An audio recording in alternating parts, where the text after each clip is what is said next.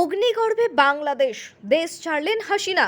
আন্দোলনকারীদের দখলে গণভবন, সেনাবাহিনীর হাতে বাংলাদেশ। কোন পথে ভারত বাংলাদেশ সম্পর্ক? বাংলাদেশের সেনা শাসন ভাঙা হয় বঙ্গবন্ধু মুজিবুর রহমানের মূর্তি।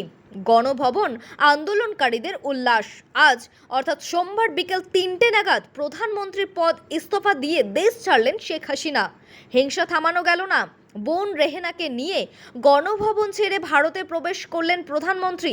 সেনাবাহিনীদের হেলিকপ্টারে করে পৌঁছে দেওয়া হয় নিরাপত্তা আশ্রয়ে। দেশ ছাড়ার আগে সেনাবাহিনীদের সঙ্গে আলোচনা বসেন তিনি। রাষ্ট্রপতিকে ঘোষণাপত্র দিয়ে দেশ ছাড়লেন প্রধানমন্ত্রী শেখ হাসিনা। জাতির উদ্দেশ্যে ভাষণ দেন দেশের সেনাপ্রধান। আপাতত দেশ চালানোর জন্য বাংলাদেশে অন্তর্বর্তী সরকার গঠন করা হবে। বর্তমানে দেশের কার্যকলাপ সেনাপ্রধানের হাতেই নির্দেশ দেওয়া রয়েছে। আমি আপনাদের কথা দিচ্ছি, সমস্ত হত্যা, সমস্ত অন্যায়ের বিচার আমরা করব। সেনাবাহিনীর প্রতি আস্থা রাখেন, সশস্ত্র বাহিনীর প্রতি আস্থা রাখেন। দিচ্ছি আপনাদের জানমাল এবং আপনাদেরকে আমি কথা দিচ্ছি যে এরা আশাহত হবেন না। আল্লাহ আপনাদের যত দাবি আছে সে দাবিগুলো আমরা পূরণ করব। দেশে একটা শান্তি শৃঙ্খলা ফিরিয়ে নিয়ে আসব। আপনারা আমার সাথে সহযোগিতা করেন। দয়া করে এই ভাঙচুর, হত্যা, মারামারি, সংঘর্ষ এগুলো থেকে বিরত হন।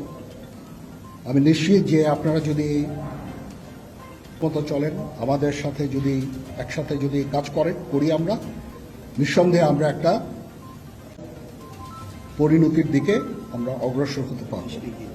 ধ্বংসযজ্ঞ, সমস্ত অরাজকতা, সমস্ত সংঘর্ষ থেকে বিরত হন। গত কয়েকদিন ধরে বাংলাদেশ সরকার বিরোধিত আন্দোলন চলছিল। আন্দোলনকারীদের একটাই দাবি ছিল শেখ হাসিনার পদত্যাগ। রবিবার বিক্ষোভকারীদের সংঘর্ষে শতাধিক মানুষের মৃত্যু হয়।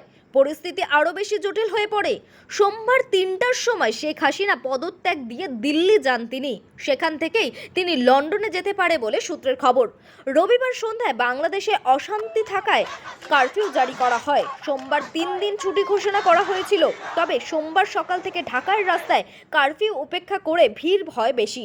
আন্দোলনকারীদের লাঠিচার্জ করে পুলিশ, তাতেও দমানো যায়নি। তারপরে হাসিনার পদত্যাগের খবর ছড়িয়ে পড়তে বেসামাল হয়ে পড়ে বাংলাদেশ। কোঠা আন্দোলনের 9 দফা দাবি নিয়ে রাস্তায় নেমেছিল পড়ুয়ারা। কোঠা সংস্কার আন্দোলনের বৈষম্য বিরোধিত ছাত্র আন্দোলনের ডাকে সেই সময় 9 দফা দাবি বাংলাদেশের সুপ্রিম কোর্ট কোঠা সংস্কারের নির্দেশ দেন। সেই সময় আন্দোলন কিছুটা কম হলেও বৈষম্য বিরোধ ছাত্র আন্দোলন 1 দফার দাবিতে আন্দোলন জারি রেখেছিল। সেই দাবি ছিল শেখ হাসিনার পদত্যাগ। সোমবার পরিস্থিতি আরও বেশি জটিল হয়ে পড়ে। পদত্যাগ করতে বাধ্য হন হাসিনা সরকার। সূত্রের খবর, নিউজ 24 বাংলা।